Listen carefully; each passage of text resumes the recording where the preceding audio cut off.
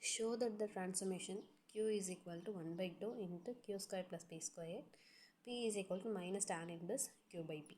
இதோட சொல்யூஷன் இதை வந்து நம்ம வந்து canonical transformation சொல்லி ப்ரூவ் பண்ணுறோம். we know that p into del q minus capital P del capital Q is equal to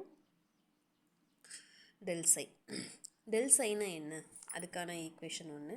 இதில் dou psi divided by dou q அதுக்கான formula, dou psi divided by dou p அதுக்கான formula இது. இப்போ இதில் வந்து நம்ம இதை வந்து சப்ஸ்டியூட் பண்ணுறோம். கொடுத்துருக்க கொஷின்னு p, இந்த p அப்படியே தான் வரும், மைனஸ் சமேஷன் இந்த டேர்ம் வேணாம், பிஐ அப்படின்றப்ப இந்த ஃபார்ம் அப்படியே வரும். இங்கே qy இதுதான் q, அதை வந்து க்யூவை பொறுத்து டிஃப்ரென்ஷியேட் பண்ணும்போது 1 by 2 க்யூன்னு வரும். இதை சால்வ் பண்ணால் நமக்கு இந்த டேர்ம் கிடைக்கும். அதே மாதிரி அதுக்கு அடுத்தது இந்த டோ சைடு பை டோ க்யூ இதுக்கான ஃபார்முலா வந்து இது. இதில் வந்து பிஐ வந்து என்னது minus tan inverse q by B.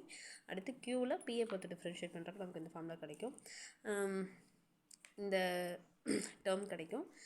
Substitute 3 and 4 இன் 2ல் சப்ஸ்டியூட் பண்ணும்போது நமக்கு வந்து ஈக்குவேஷன் 5ன்னு ஒன்று கிடைக்கிது. அடுத்து ஈக்குவேஷன் 5 வந்து நம்ம எதில் கொண்டு போய் போடுறோம்னா ஈக்குவேஷன் 1ல் போய் போடுறோம். இதில் வந்து நம்ம என்ன பண்ணுறோம் அப்படின்னா to proof exactness to divide by to B இந்த டேர்ம் இதை வந்து பிஏ பொறுத்து டிஃப்ரென்ஷியேட் பண்ணுறோம்.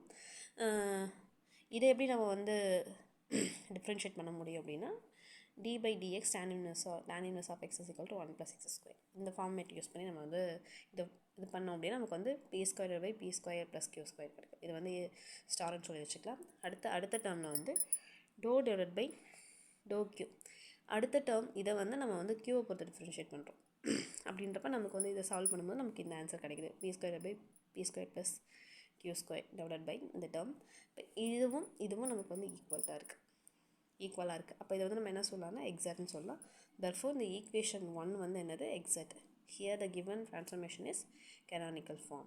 அப்போ இந்த given transformation வந்து என்ன சொல்லலாம், நம்ம canonical formனு சொல்லலாம். hence the solution.